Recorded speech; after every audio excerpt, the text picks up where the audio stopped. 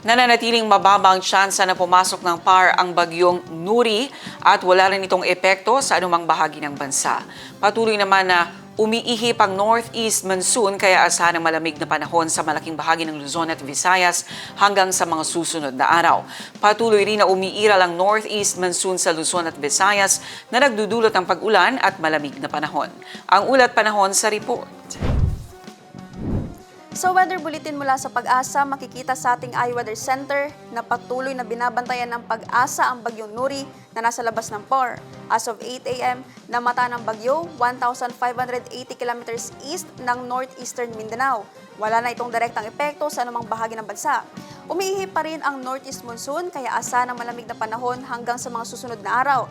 Nakakaapekto ito sa malaking bahagi ng Luzon at Visayas. At para naman sa magiging lagay ng ating panahon bukas, sa Cotabato City, maglalaro ang agwat ng temperatura sa 22 to 31 degrees Celsius at nasa 40% ang chance of rain.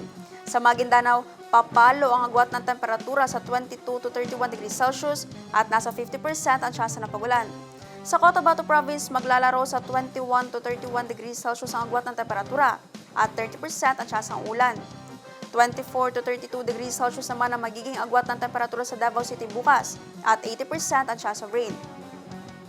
Sa Cagayan de Oro City, papalo sa 24 to 30 degrees Celsius ang agwat ng temperatura at 100% ang chance ng pagulan. 25 to 33 degrees Celsius naman ang magiging agwat ng temperatura sa Zamboanga City bukas at 70% ang chance ng ulan. Ang Lanao del Norte ay papalo bukas at 21 to 25 degrees Celsius ang agwat ng temperatura at nasa 10% ang chance ng pagulan.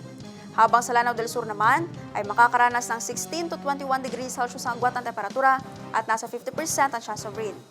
Ang araw ay sumikat kaninang 6:05 ng umaga at lumubog ng 6:06 ng gabi. At yan ang latest mula sa ating iWeather Center. Naphtali Velarde, iMinds, Philippines.